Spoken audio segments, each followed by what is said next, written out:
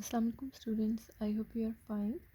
आज हम 9th class में बायो के लेसन में पढ़ेंगे। ये chapter number 4 cells and tissue और इसका टॉपिक है 4.2.5 सेल ऑर्गेनल्स का, जिसमें हम न्यूक्लियस के बारे में पढ़ेंगे। सेल ऑर्गेनल्स सेल के वो स्ट्रक्चर्स होते हैं जो कि सेल में डिफरेंट फंक्शंस परफॉर्म करते हैं, और पहला ऑर्गेनल जो हम पढ़ रहे हैं वो है nucleus. Nucleus is a very prominent, अगर हम इलेक्ट्रॉन माइक्रोस्कोप या सिंपल माइक्रोस्कोप में भी सेल का स्ट्रक्चर स्टडी करें तो हमें न्यूक्लियस बहुत आराम से नज़र आता है, बहुत प्रोमिनेंट होता है। और एनिमल सेल्स में ये सेंट्रली लोकेटेड होता है, आलमोस्ट दरमियान में प्रेजेंट होता है। और प्लांट सेल्स में एक लार्ज वैक्यूल होता है जिसने न्यूक्लियस को एक साइड पर पुश किया होता है। ये एनिमल सेल है, इसमें न्यूक्लियस आलमोस्ट सेंटर में प्रेजेंट है।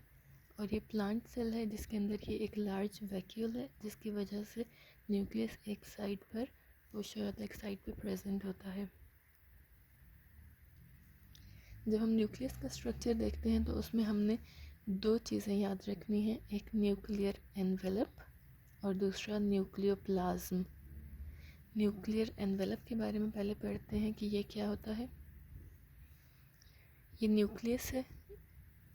Nucleus is a double membrane bounded organelle, मतलब कि न्यूक्लियस के बाहर दो मेम्ब्रेन्स होती हैं जो कि न्यूक्लियस के अंदर के कंटेंट्स या अंदर इसके जो भी कुछ है उसको साइटोप्लाज्म से अलग करता है।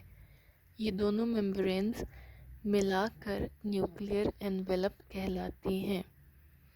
तो nuclear envelope separates cytoplasm from nucleoplasm. Nuclear envelope के अंदर छोटे छोटे पोर्स होते हैं, सुराख होते हैं, जिनको न्यूक्लियर पोर्स कहते हैं। और ये मटेरियल्स या सब्सटेंसेस की movement from the cytoplasm to the nucleoplasm में हेल्प करते हैं। हमने दो चीज़ें अभी पढ़ी हैं, न्यूक्लियर एनवेलप जो कि डबल मेम्ब्रेन दो मेम्ब्रेन से मिलकर बनता है, और न्यूक्लियर पोर्स जो कि न्यूक्लियर एनवेलप के बीच में छोटे छोटे होल्स होते हैं, पोर्स होते हैं। उसके बाद न्यूक्लियस का जो दूसरा स्ट्रक्चर है वो है न्यूक्लियोप्लाज्म, और इसके अंदर मज़ीद दो स्ट्रक्चर्स होते हैं। ये सारा न्यूक्लियस के अंदर जितना भी कुछ प्रेजेंट है ये सारा न्यूक्लियोप्लाज्म कहलाता है। न्यूक्लियोप्लाज्म के अंदर दो स्ट्रक्चर्स होते हैं, पहला है न्यूक्लियोलस और दूसरा है क्रोमैटिन मटेरियल। न्यूक्लियोलस एक डार्क थिक सा एरिया होता है। कुछ सेल्स में एक न्यूक्लियोलस प्रेजेंट होता है, जबकि कुछ सेल्स में 2 न्यूक्लियोलाई, जब इसका प्लूरल करेंगे तो वो न्यूक्लियोलाई बन जाएगा। So some animal cells or some plant cells have one nucleolus and some have 2 nucleoli. दूसरी चीज़ जो हमने पढ़ी वो है क्रोमैटिन मटेरियल। ये जो न्यूक्लियोप्लाज्म के अंदर थ्रेड लाइक स्ट्रक्चर्स नज़र आ रहे हैं, ये क्रोमैटिन मटेरियल होता है या कहलाता है। जब सेल डिवाइड करने लगता है तो उस वक्त ये क्रोमैटिन मटेरियल अपने आप को स्पेसिफिक स्ट्रक्चर्स में अरेंज कर लेता है, जिसको हम क्रोमोसोम्स कहते हैं। ये क्रोमोसोम्स हैं और ये वही क्रोमैटिन मटेरियल अपने आप को कंडेंस कर लेता है, एक जगह इकट्ठा कर लेता है और स्पेसिफिक स्ट्रक्चर्स बना लेता है। अब इनके फंक्शंस देख लेते हैं। न्यूक्लियोलस सेल की वो जगह है जहाँ पर राइबोसोम्स बनते हैं। न्यूक्लियोलस के अंदर राइबोसोमल आरएनए प्रेजेंट होता है, और ये राइबोसोमल आरएनए इसके अंदर सारी इन्फॉर्मेशन मौजूद होती है कि राइबोसोम्स कैसे बनेंगे। और राइबोसोम्स इस न्यूक्लियोलस के अंदर बनते हैं। यहाँ से बनकर राइबोसोम्स बाहर साइटोप्लाज्म के अंदर चले जाते हैं, और फिर राइबोसोम्स का फंक्शन है कि वो प्रोटीन्स बनाते हैं या प्रोटीन सिंथेसिस में हेल्प करते हैं। ये रेड कलर के जो नज़र आ रहे हैं ये सारे राइबोसोम्स हैं, और ये जो न्यूक्लियस के बाहर आपको एक नेटवर्क से नज़र आ रहा है ऑफ ट्यूब्स, ये एंडोप्लाज्मिक रेटिकुलम है। इनके बारे में हम आगे पढ़ेंगे।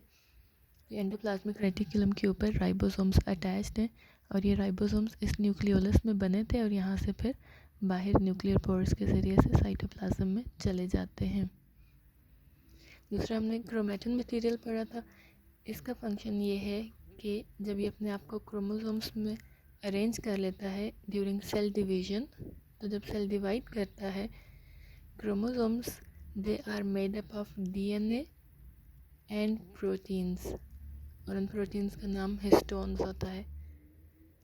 इस डीएनए के अंदर सारी जेनेटिक इन्फॉर्मेशन मौजूद होती है कि जो नए सेल बनेंगे उनके अंदर क्या क्या कैरेक्टरिस्टिक्स होंगे, या वो सारी इन्फॉर्मेशन उन नए सेल्स के अंदर चली जाती है, और इस तरह पेरेंट्स से ऑफस्प्रिंग्स या उनकी नेक्स्ट जनरेशन में सारी जेनेटिक इन्फॉर्मेशन जाती है डीएनए के ज़रिए से। जैसे अक्सर हम कहते हैं कि जो लोग डिफरेंट लोग होते हैं उनका आई कलर उनके पेरेंट्स के जैसा है, उनकी शक्ल अपने पेरेंट्स से मिलती है, हेयर कलर अपने पेरेंट्स के जैसा है। ये सारी डिफरेंट कैरेक्टरिस्टिक्स कहलाते हैं, eye colour, height, hair colour, सारी चीज़ें। तो ये इंफॉर्मेशन या ये जेनेटिक कैरेक्टरिस्टिक्स डीएनए के ज़रिए से पेरेंट्स से अगली जनरेशन तक आते हैं।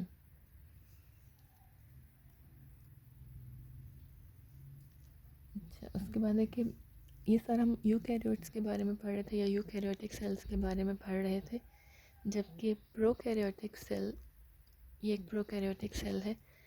प्रोकैरियोट्स में मेम्ब्रेन बाउंडेड न्यूक्लियस नहीं होता। इसका डीएनए या इसका जो क्रोमैटिन मटेरियल है वो साइटोप्लाज्म के अंदर वैसे ही पड़ा हुआ होता है, उसके बाहर कोई मेम्ब्रेन नहीं होती।